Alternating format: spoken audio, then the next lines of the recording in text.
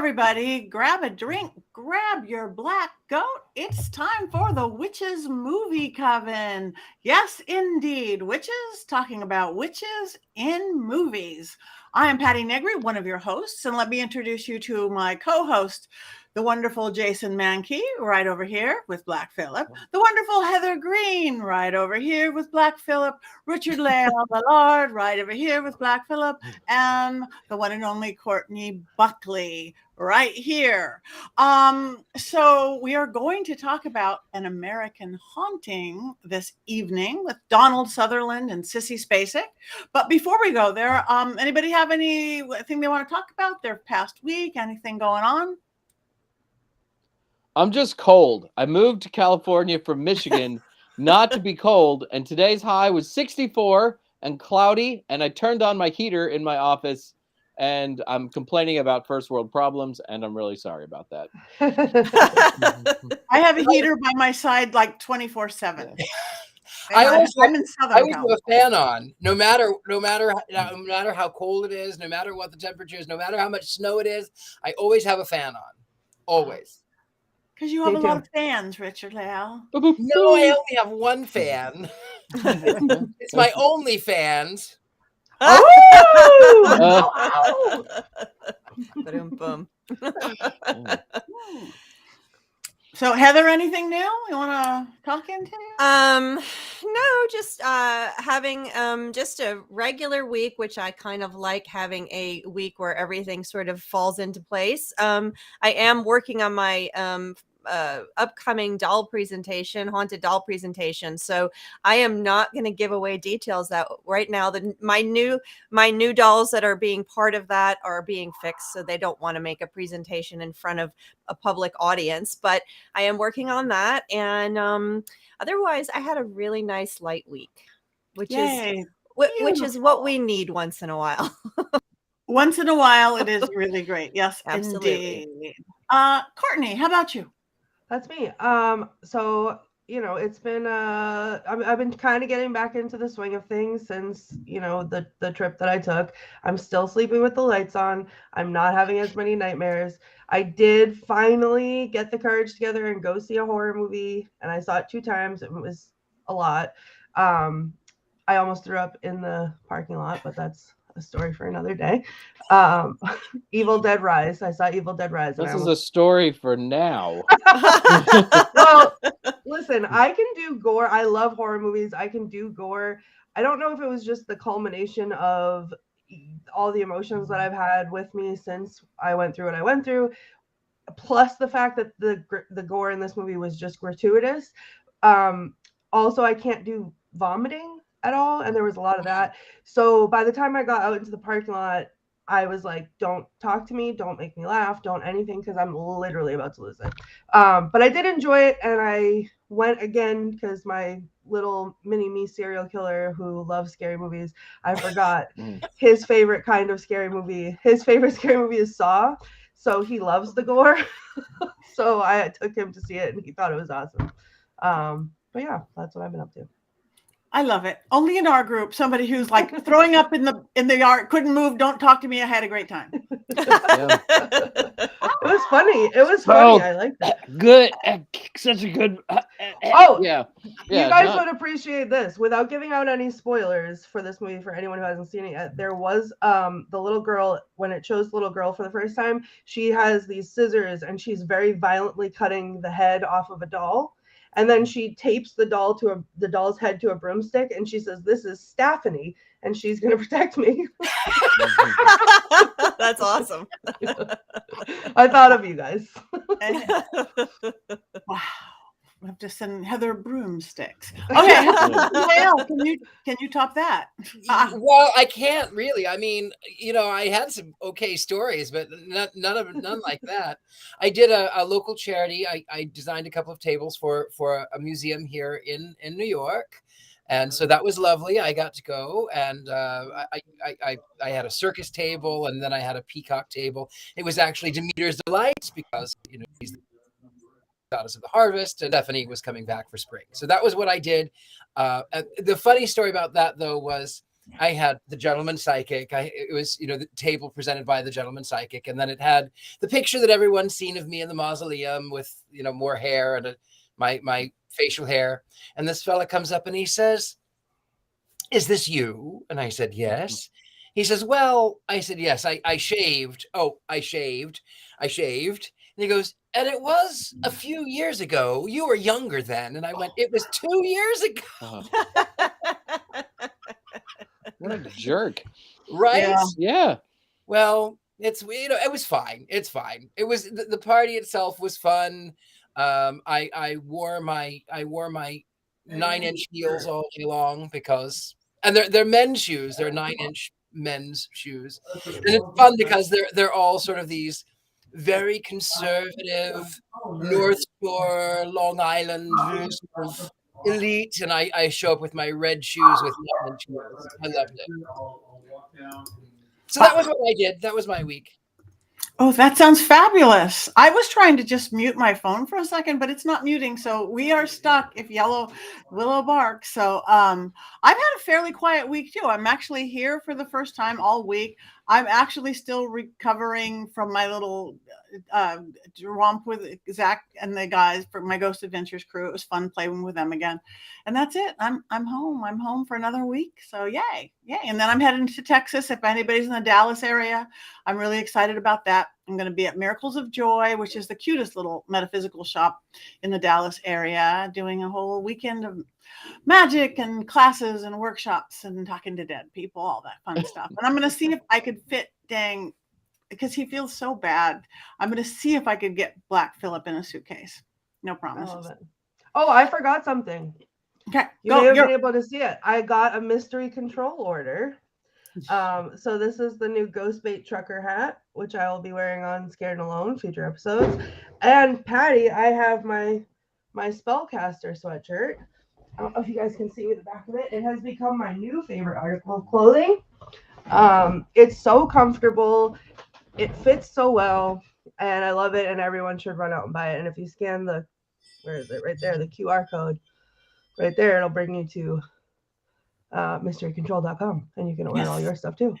And there's so much fabulous stuff on mysterycontrol.com. You could get Bro Witch, you could get Power Panties, you could get Witches Movie Coven blankies, and everybody needs one. So anyway, I guess that's our check-in. Everybody, happy Wednesday, everybody. So we were going to do, for everybody who didn't hear back, I tried to tell a couple of people, we were going to do Bell Book and Candle, but we just could not find it anywhere that you could actually watch it. It's missing from the world. So we're going to hold that back until we can find it. Use code Patti and you'll get 25% off. 25% off.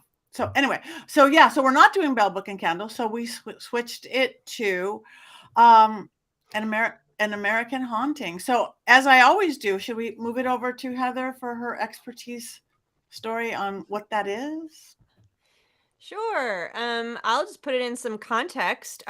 Basically, this came out in 2005. And this was a period of time that we saw a lot of paranormal movies, especially ones relating to ghosts and spirits specifically. And in the witch film realm, we have a series of films that I labeled the ghost witch films. And they sort of got triggered by the success of the Blair Witch Project, which was 1999. It was the tail end of the period of time where witch films generally were really popular. It was the tail end of the popularity of things like The Craft and Charmed and Bewitched that were happening in the late 90s. The Blair Witch came out, and then it shifted for the most part, the make of witch films. And that was, it triggered a ton of Blair Witch. There were not remakes, I'm sorry, second, third, which we don't talk about very much. And there were other ones, silly ones. And then there was just a stream of ghost witch related films. And so this falls right into that towards the end of the period. But you have things like Paranorman in the animated realm. You have things like Darkness Falls. You have The Conjurer, not The Conjuring, which comes later, but The Conjurer. And there's a bunch of like lower grade ones to B films and stuff. So there's just a string of them. So this fits into that realm very nicely. And it's based on, and I say based on very loosely, the story of the Bell Witch, which the Blair Witch is a made up story for the most part, kind of based on legend tripping. The Bell Witch is an actual legend that exists in Tennessee, northern part, north of Nashville areas where it originated. So it's a little different in terms of Blair Witch versus Bell Witch. But this movie is very loosely based. It sort of takes some of it and makes up sort of its own thing. But we'll get to that in a little bit. Jason's shaking his head. Yes. We'll get to that. And I will talk a little bit later when I get to whether I like the film or not and get into what I would think about it, just to save that and let other people talk, because I have some critiques and some comments. But I think what's really interesting about this film, just to add, is that it's not often we see films like this that have such renowned stars in it. Not horror doesn't often do that. They might have a star in it early on in their career, but horror doesn't often get a Donald Sutherland and a Sissy Spacek. So that was kind of like going into it, you go, oh, look at these guys. So that was pretty surprising to see that. So there's some interesting things about this film, and there's some things we are not so interesting or problematic, but we can get to that later. I'll let someone else talk now. Thank you. Hello, Norway. Hello, Norway. We thank you guys. Everybody is checking in. Hi, Florida. Hi, Norway. Hi, Cairns, Australia. Yay. We love it. We're international. Yay. Thank you. So, all right. Love Sissy. And who wants to go first? I grew up in Tennessee. So and most people don't know that, but I did. I grew up in the American South, where I went to junior high and high school. And the Bell Witch is a big deal when you're a kid at that age. And my first experience with the Bell Witch was my friends from church would say, hey, let's call the Bell Witch. And you would go into a dark room, and it was supposed to be 100% dark, no light, and you were supposed to stare into a mirror and then say, I hate the Bell Witch, I hate the Bell Witch, I hate the Bell Witch 3 times. And then she would come out of the mirror. And one time, some of my friends did this, and the guy came out with a scratched nose. Now, I'm pretty sure he scratched his own nose because he was that kind of person. But we grew up relatively terrified about the Bell Witch, and it's a big deal. It is a very real local legend. And there are lots of stories like that. I think you say Bloody Mary 3 times, you get similar things. But so I grew up with the Bell Witch. And so I was kind of excited to watch this because I wanted to see this childhood legend come to life. And I saw nothing about the childhood legend that I grew up with in this movie. You know, for us, the Bell Witch was a scary old woman. And in this particular film, the Bell Witch isn't a witch at all. It's a poltergeist from psychic activity of a young woman. So it was very disappointing. It felt like the Bell Witch is an add-on to this movie to give it some gravitas, to connect it to something else that it doesn't need to be connected to, and I don't think has a real connection to actually what happens in this movie. So there's a little background there about the Bell Witch in the late 80s, early 90s in a small town called Gallatin outside of Nashville, Tennessee, and my friends who were probably, scratching their own noses and blaming it on a ghostly witch. Yep. I knew you were going to have a story, Jason. I knew you. As soon as I said this is Bell Witch, Jason's going to have something to say about this. It was inescapable. I mean, it really was. And all of a lot of my early occult things were in church. That's when we had seances. And yeah, and Richard-Lael understands because that's how it was. Of course, I grew up. We would go to Tennessee every year, and then we'd go on to Atlanta to visit my grandmother. We'd go through Tennessee, and there was a Pentecostal convention that we would go to in Nashville. So we're on the same page. And I read something, just to reiterate what you're saying, is I read something that the actual Bell family and would have or did, and I don't know for sure, I think it was on one of the historical sites regarded, were involved in occult like stuff because that was very common through the church. And none of that is in the film. Yeah, the timing, if this happened in the 1819s, 1820s, is a little early for spiritualism, but there was certainly plenty of occult activity going on in America. People digging for buried treasure, people believing that spirits moved that buried treasure, which was why no one ever found it, but also doing a lot of magic from things like the Key of Solomon. People think that wasn't common in 1820, and the exact opposite is true. It was extremely common in 1820. So yeah, they could have been doing some occult things. Yeah, and there is also some debate over whether or not the Bell Witch is a true story, because it really wasn't written down until 1890. Right. And then all of the source materials that document it in that 1890s book have never been found and probably don't exist.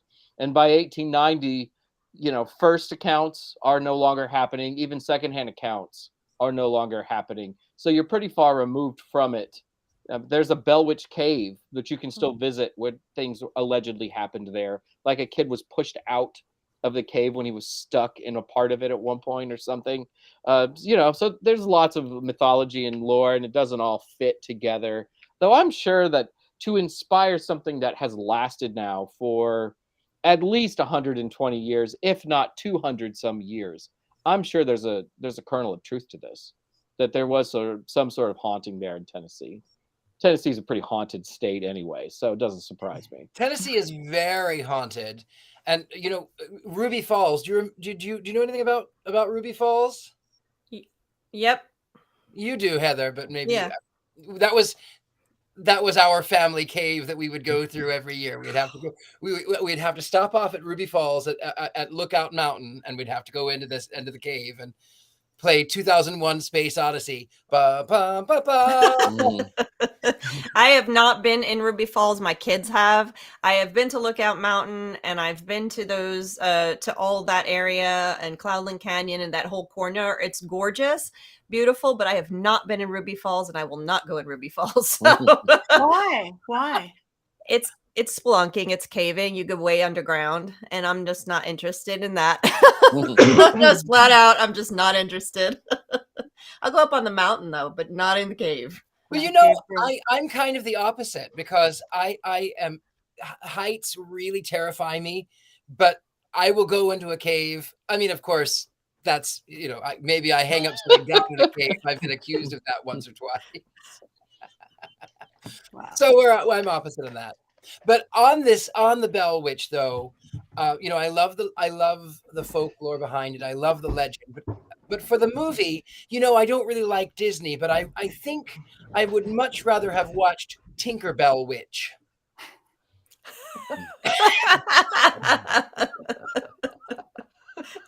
Tell us how you really feel. Wow, that's scathing. Yeah, it was. I fell asleep the first time, and I had to go back and then watch it. And then I fell asleep again. And then by that point, my rental had gone out and I didn't want to buy it again. So I had to watch bits and pieces of it. So it's, it has, by the way, on Rotten Tomatoes, it has a 5 out of 10 rating, by the way. And I think that was far too generous. Hey, glass half full there, friend. That's a glass half full. Glass half full. Well, they were right about the Rotten Tomatoes, because that was what it was. See, being a West Coast girl, we never really heard about the Bell Witch. That just never made it out all the way to the West Coast, at least in my world.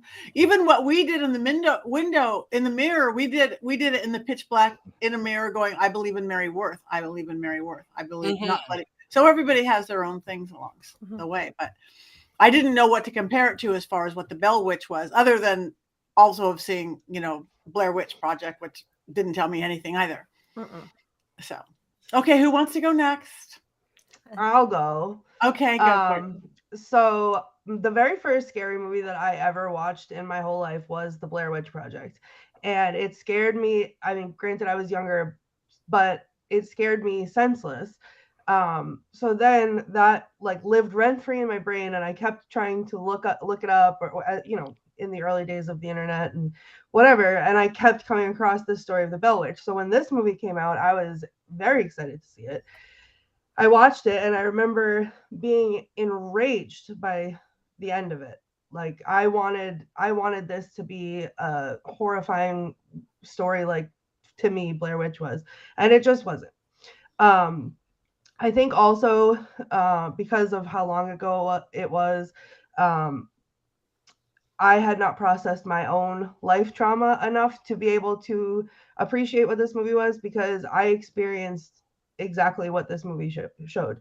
And watching it again today, you know, so when I suggest, I thought this would be a great movie to talk about. Not that I loved this movie, because I didn't. But when I watched it again today, I had a little bit of a profound moment, honestly, because, you know, now I'm many years older and I've done all the work and I've processed it. So watching it wasn't as painful for me as I think like that gut reaction was the first time. And it almost healed a little part of me. Towards the end, like, I mean, spoilers, guys, but it's been out since 2005. 20 years. So it's almost 20 years old. Can we not? Because I graduated high school in 2004, and I'm really not ready to. Okay, I mean, it was like 5 years old. Thank you. So, you know, at the end when she feeds her father the poison, and the mother is sitting there in the corner, that was really powerful for me, because that didn't happen in my life, and so I got to kind of live vicariously through that in this movie, and I found a little bit of a new appreciation for it. It still was terrible, but it's a little bit of a new appreciation for it in a different light. I wanted it. I wanted to believe it. Like I think that there was parts that could have been really well done. Like when thinking about like the legends that you read about online about the Bell Witch, and then listening to the voice of the spirit or whatever is talking to them, and you know, then it starts mimicking them, and it's swirling around, and the camera's swirling around. I mean, the effects weren't great, obviously, especially, you know, not even for 2005, but like the camera angles when it was like searching, the ghost was, or whoever was searching for the girl, and it was going through the walls, but it was showing like the splintered wood, and like, you know, going under furniture, and like the books were piled under thing. Like I thought that was all very immersive, but then it's all ruined because I wanted it to be real. Like I wanted it to be really the witch, and I wanted it to be really the ghost, and I wanted it to be really the curse, and that spoiled for me at the end. So this was very early on in my horror movie experience. It sort of started, it kickstarted for me this quest that I went on to find a movie that was about a ghost, about a haunting, about something paranormal that didn't get ruined by the end and scared the ever living daylights out of me. And this one did not do it. So I continued on for that. But I did, like I said, I did get a little bit of a new appreciation for it, having watched it earlier today. And I have quotes for you guys. Okay. A couple. Yeah. Okay.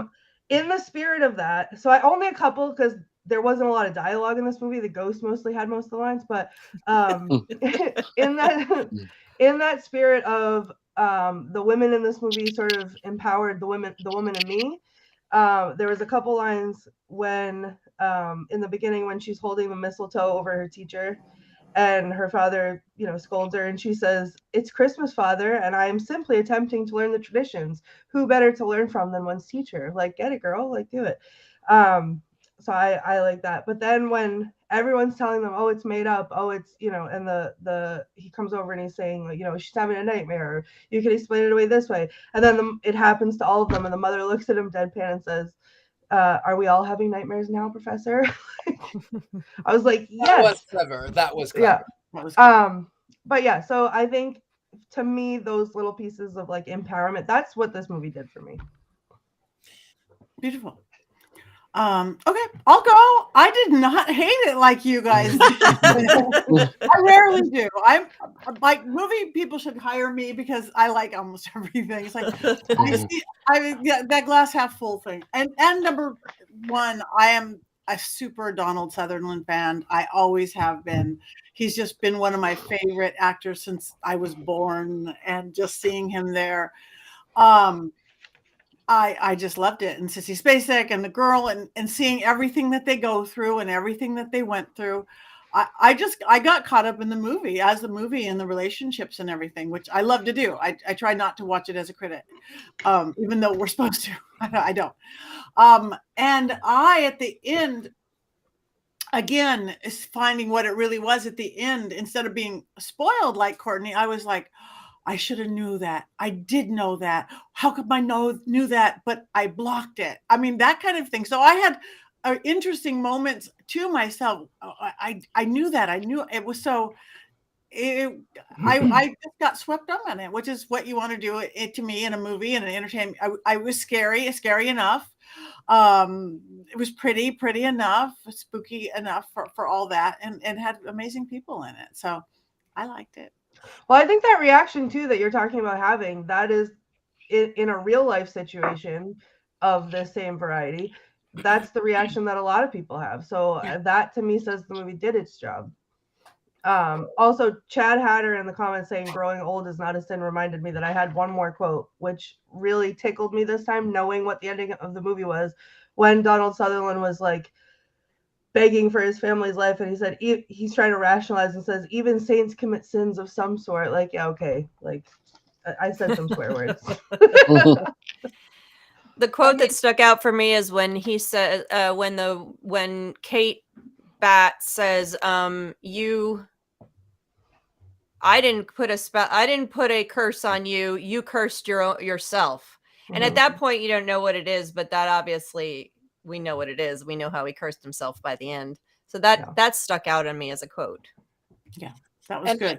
I did like that they included that part, because according to however much historical accuracy there is, she said, Ms. Bat said that she had nothing to do with it. People in the village had long called her a witch because she was odd and she was weird and she didn't have as much money as everybody else. And they called her a witch. And then she finally says, I didn't have anything to do with this. Why are you blaming me? Why would I do that? So I liked that they added that into the film. Yeah.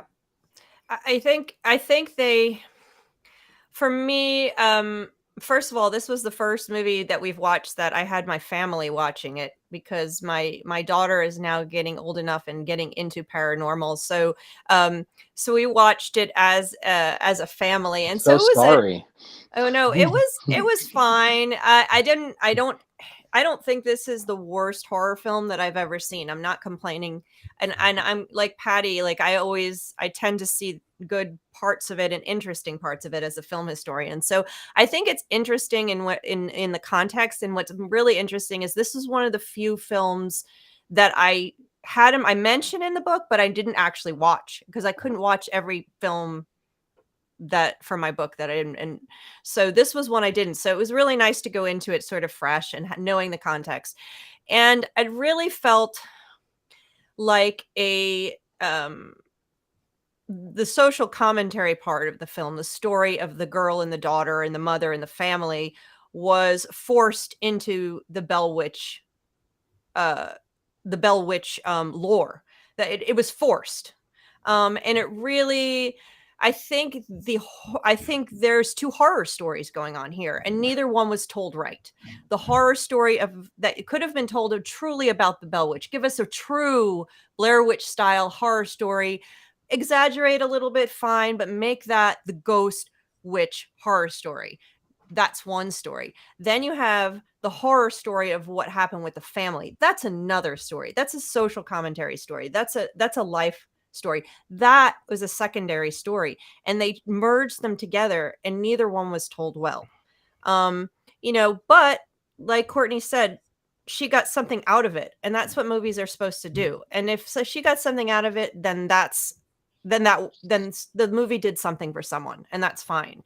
So I'm neither here nor there. It's the way I would describe it is, I think this movie is forgettable. Yeah. And I would much rather Yeah, and exactly. And I personally would rather make, as a filmmaker, I'd rather have a film that's hated or loved than forgettable. So I really think it's the worst possible criticism is to say it's forgettable. You know, that's what I felt after. I'm like, they took this story that could be very powerful and forced it into the lore. And the lore itself is interesting enough. They didn't really need to do that, but that's what they did. Mary Jane says in the comments, she says, I thought it was an okay movie. Later, when I heard there was an actual Bell Witch, I wondered why they connected the legend with that particular movie. And so we're all in accordance to that. It was visually, it was beautiful. The actors were great. It was top-notch cast. Two different stories that really were not told as well as they could have been. Mm-hmm. And I really thought, and hold on, I need to like clear out my office a little bit because of this film that we're talking about. I thought this is one of the worst films we've watched on the show, and I really hate the Blair Witch Project passionately. Maybe it's just that era that Heather's talking about that doesn't work for me. But I mean, I'm close to it because I grew up with the legends, and then it doesn't match. It's really, there's a good movie here somewhere. I think that there are some good ideas, but none of them are really fleshed out very well. The best thing I can say about this film, other than it has Sissy Spacek and Donald Sutherland, and I'm also a big Donald Sutherland fan. I mean, that's the only reason I saw those damn Hunger Games movies, is because he is awesome in everything he does. The best thing I can say about this movie is that it's 80 minutes long. I don't think this is the worst film we've watched. I'm gonna have to look at the list to get back to that. I'm gonna vote for The Witch That Came from the Sea. Well, we didn't watch that one. Yeah, not in the Who show. watched this one? Yeah, but I mean, I think this is in the running. Absolutely, it's in the running. For it just doesn't hold up very well, and for it doesn't have much to do with witches, which is really sad. Yeah, for us as witches. I mean, even the bad witches we usually like. Yeah, and I think the way that they tried to connect it to the modern world was disjointed, clumsy, unnecessary. It was completely unnecessary. So, again, spoiler for an almost 20-year-old movie. It starts with a woman who wakes up, her daughter wakes up from a nightmare. Oh, it's just a nightmare. It's just a nightmare. And then she reads this letter from some 19th century ancestor. And it talks about how he didn't believe in ghosts, but then he did. And then at the end, she sends her daughter off to go with her dad, the woman's ex-husband. And then the ghost makes an appearance, and then she connects. Oh, there's something else going on. And she opens the door and she sees her daughter's sad face. I mean, clumsy. Yeah, it was unnecessary. They could have done, there's a lot of just unnecessary stuff in here like that. It was and I think most of the witch ghost witch films at this period of time were actually either women who had been wrongfully murdered hundreds of years ago, 300 years ago, typically is what Hollywood likes to use, Salem. And they come back to have revenge. It's like The Conjurer. Or they're resurrected witches from long ago and they come back. Those are usually like 20-year-old sexy witches that come back. I'm thinking like Ghost Game. And sometimes they're spirits of the woods, or more like the Blair Witch. There's one called the Woods, I believe, and it's a bunch of young girls. And there's a spirit in the woods. It's a kind of a spirit witch, a ghost, something that lives in the woods. So there's a number of them. This is no other film captures the spirit like this during this period of time. And like you guys said, it wasn't a witch. So is this a witch film?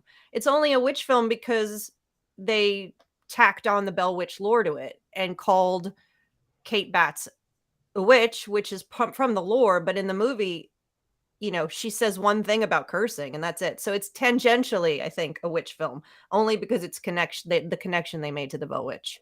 But it was a big sentence about cursing. It was a very big sentence about It was. cursing. It's It scary. It was. was scary if you were that family sitting there going like that. Okay, I still don't know. I never got the Bell Witch thing. I've seen Blair Witch Project. I've seen this one. What is the story of the Bell Witch? She's just is That's the thing, though. I mean, it's almost more urban legend than anything else, right? Because as Robert Hicks writes in our comments, there's stories of Indian burial grounds, and then there's the story of the actual family, which is sort of the one that I grew up with. But for me, growing up with it, it was more just about playing the game of the Bell Witch, and there was that cave, so there was this little bit of connection there to something real. But it's one of those legends you can kind of turn into anything that you want.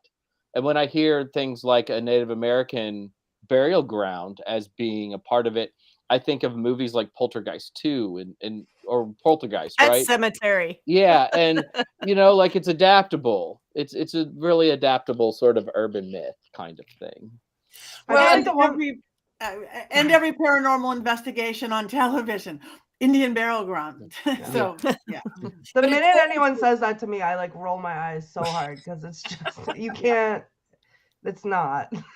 always be that. According to the real story, now what the movie did leave out majorly, and I get why, but in the original story, this man John Bell was raised in North Carolina, if memory serves. Yep. He was raised in North Carolina on a farm, and his mother, they were slave owners, which it's the late 18th century, it's the early 19th century. That's what it was. And so they learned that this witch ghost can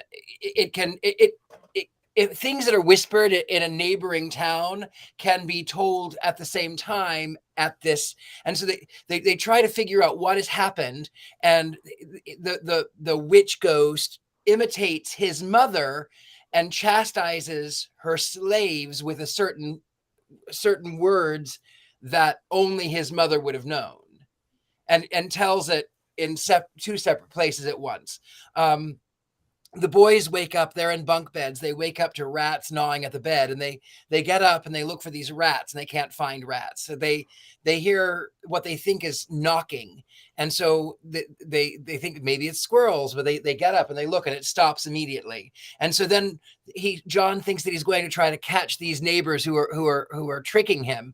And so he waits at one side, and then the knocking happens on the other side. So there's a lot of more poltergeist activity than more witchcraft, but I mean, burial grounds, yes, but also they enslaved people. So you have to deal with voodoo and hoodoo as well.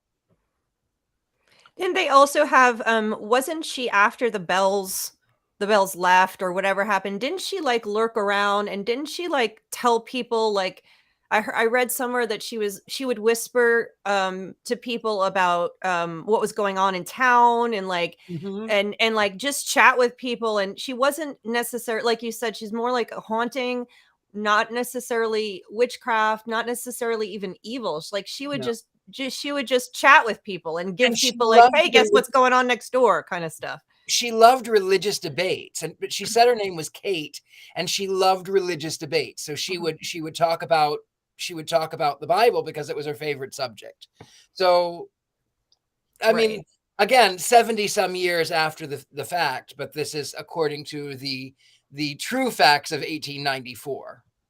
It was also said there was things like she favored Mrs. Bell, and she would say like that she was like the greatest woman on earth and like all this other stuff. So she wasn't even like nasty all the time, for sure. Maybe like, Mrs. Bell was a ventriloquist.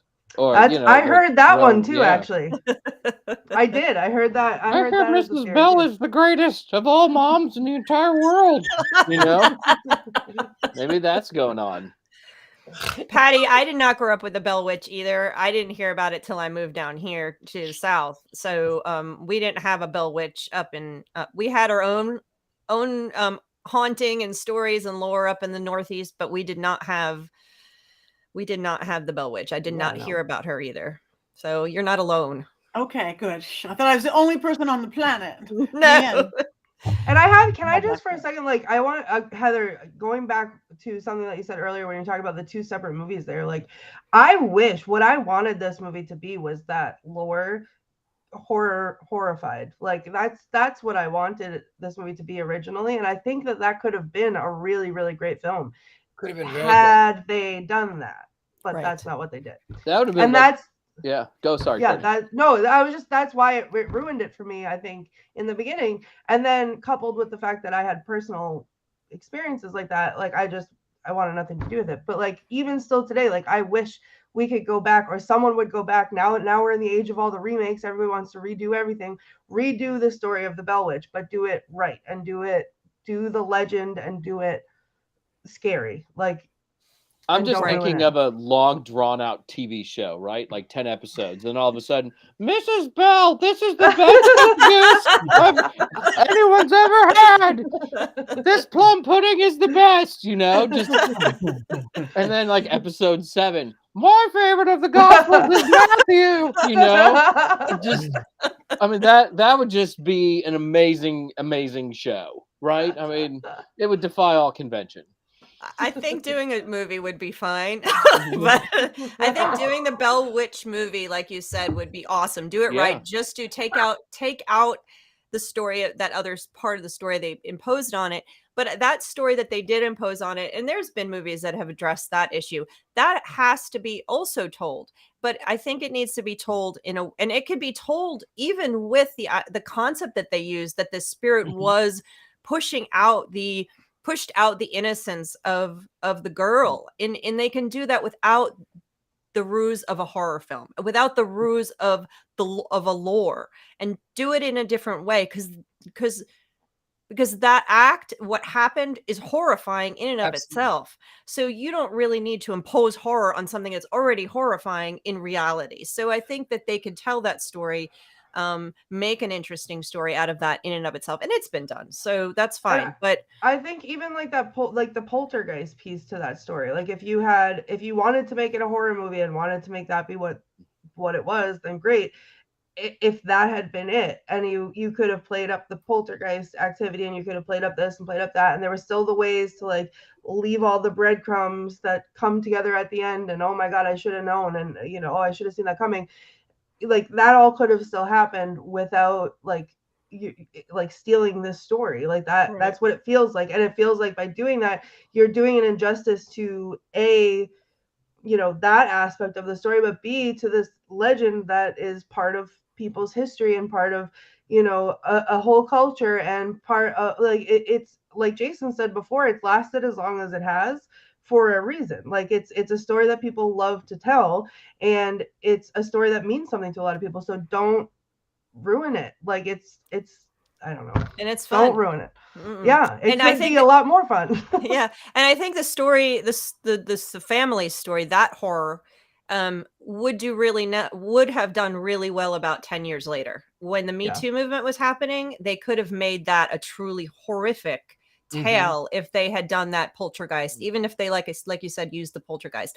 So I think that's you've got two stories that ram together not very well. And it happens. But But Tabitha makes a point. She goes, what about Andrew Jackson going to check out the witch, but got spooked and turned around? And that's a story, and I think it comes from the original book from 1894. But the problem is, again, there's no way to verify it unless there's a newspaper story or whatever, because before he was president, there wouldn't have been any verification. Like, people weren't paying attention to everything that he did. Again, though, he wouldn't have lived particularly far from there. I mean, Nashville, it would have been maybe a day in a horse or something. I mean, he certainly could have gone up there.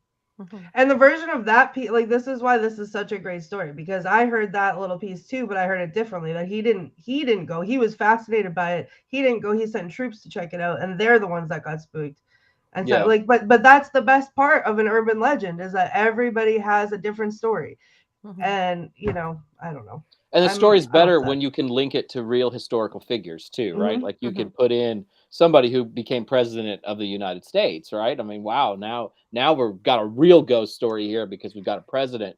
you see that a lot with a lot of things with Abraham Lincoln, Mhm. always being Yeah. connected to ghost stories. I think Always.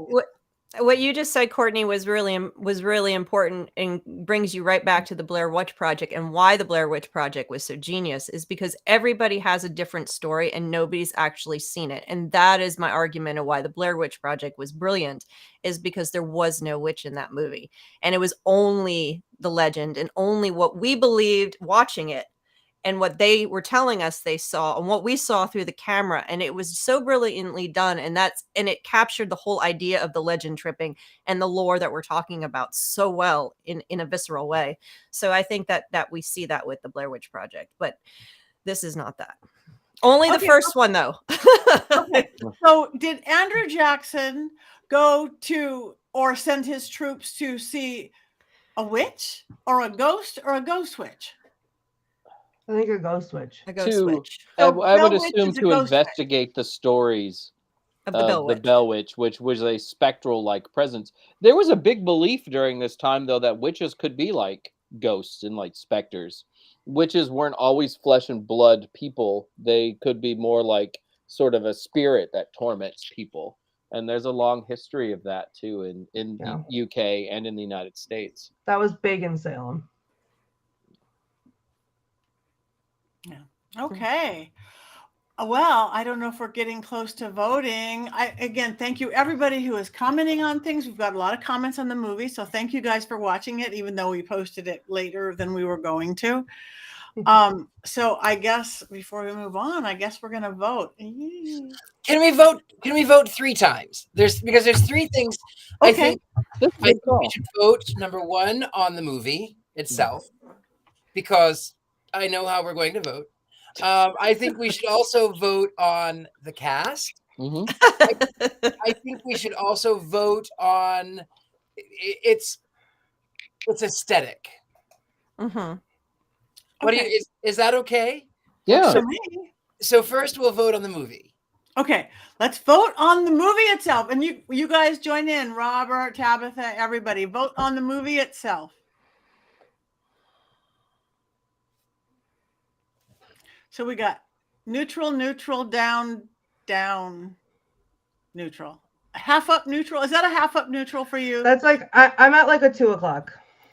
Me too. It's a little bit of a raise. Yes, a little bit of a raise. So okay, so what you guys, we got neutrals coming in. Movie itself, wands up from Robert Hicks. Go, Robert. Robert, Yay. I like it. Robert, can you type why you like the movie? Because I'm really curious. Well, like I said, mine keeps moving up higher and higher because I like the story, I like the characters, I like what they went through. Look, it's raising and raising. No. raising. I'm trying to push it further down. Just like, are we touching the ground? We're touching the ground.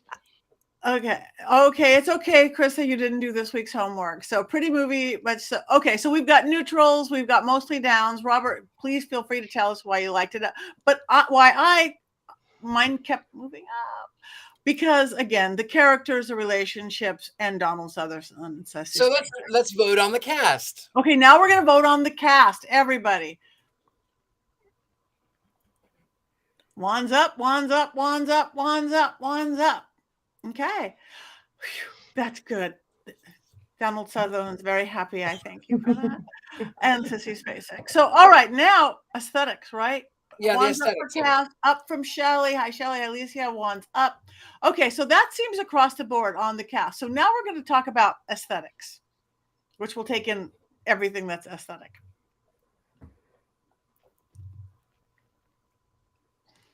Yeah. I like the way the movie looked, and I like movies set in different time periods where you don't have a phone to tell Courtney what to do. I think that's good.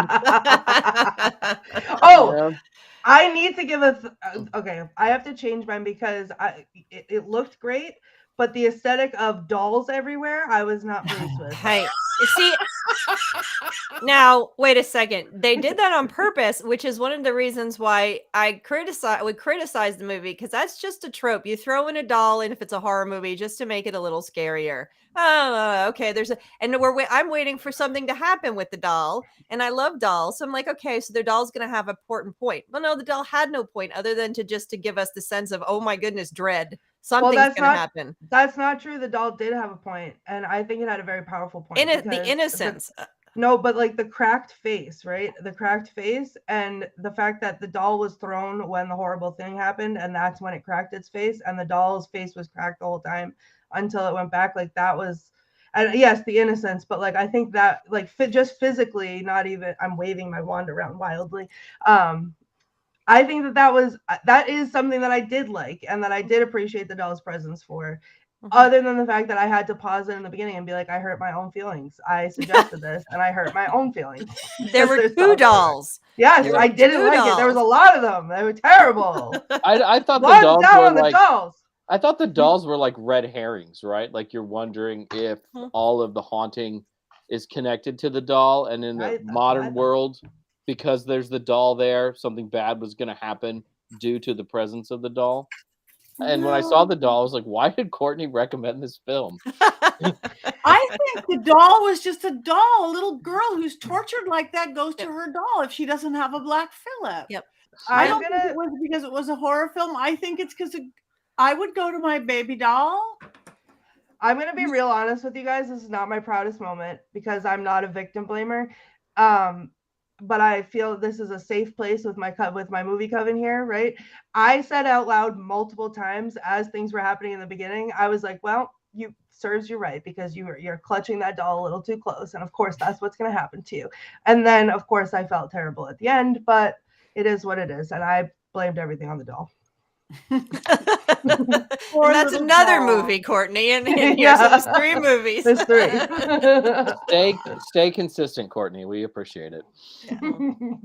So, all right. So we've got this last one we didn't kind of go there, but it was more up than down on the aesthetics in general.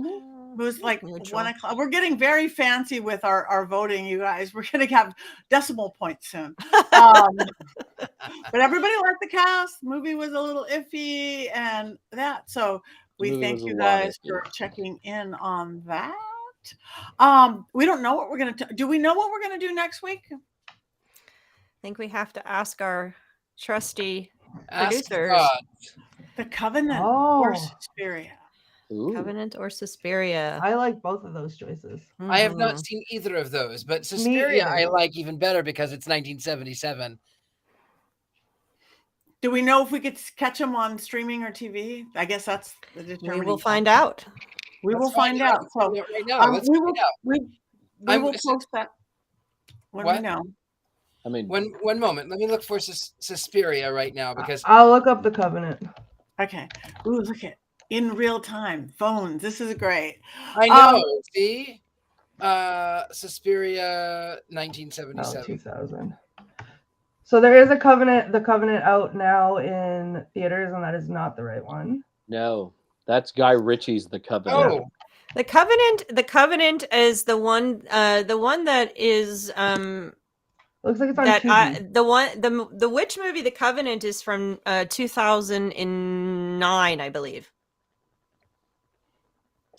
I think I'm looking at the wrong one because this one says darkness swirls at the center of a world-renowned dance company, and then it's 2018. That's not right, is it? That can't be right. The Covenant 2000 is free on Tubi. And then Suspiria is It is on Amazon Prime. and Tubi. So Okay. they're both free to stream. Well, either way, Let's pick now. Let's pick now. What does everybody in the comments want? Yeah, you guys pick now. Suspiria. Suspiria.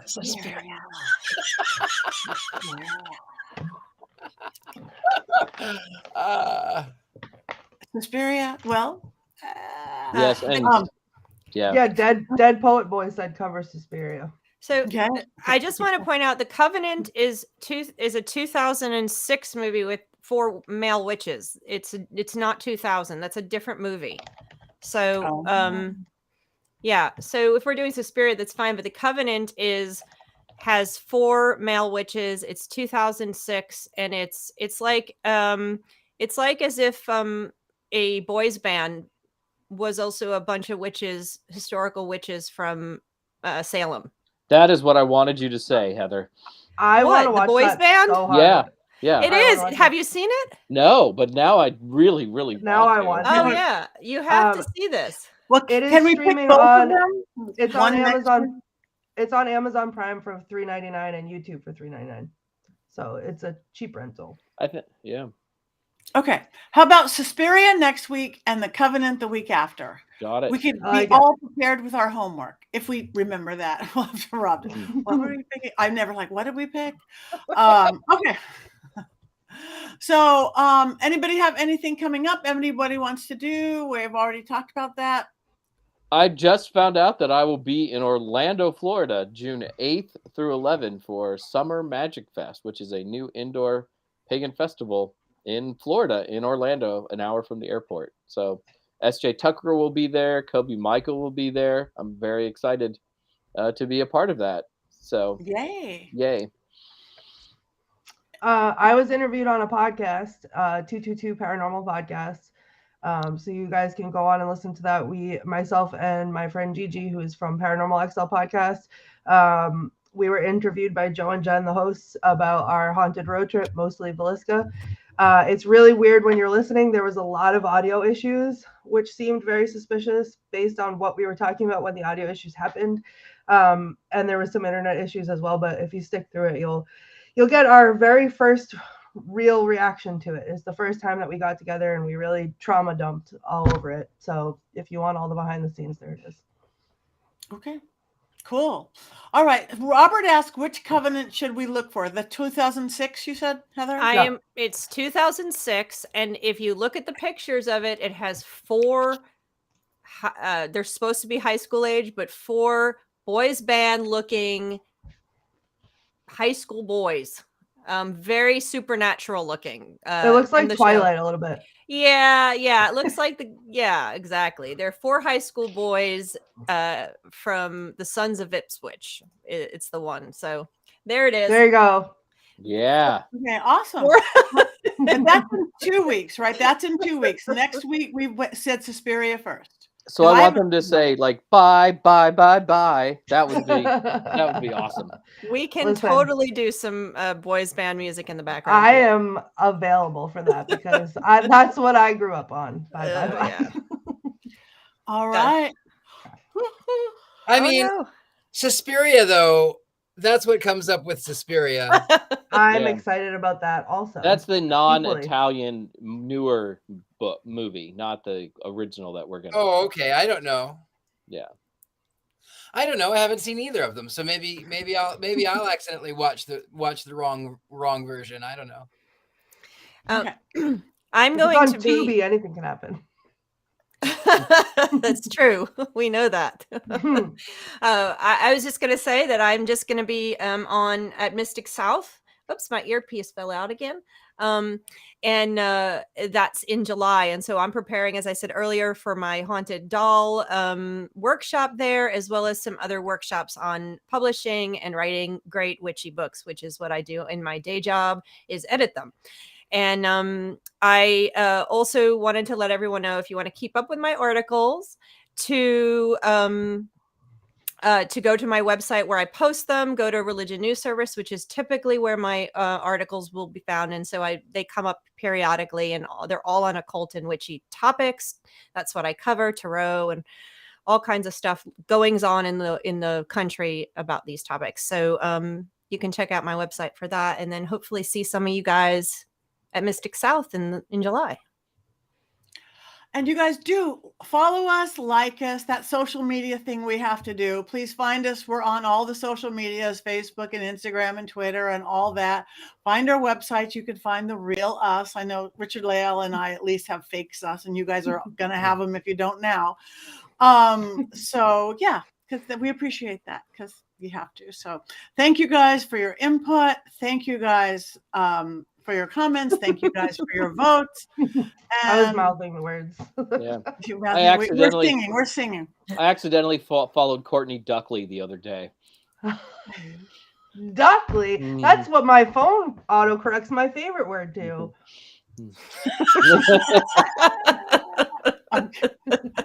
right. Well, it is that time. We have one more thing to do, and we want everybody in the chat room to join us as well, wherever you are and whoever's at your house with you. Because what do witches do? We cackle. 1, 2, 3.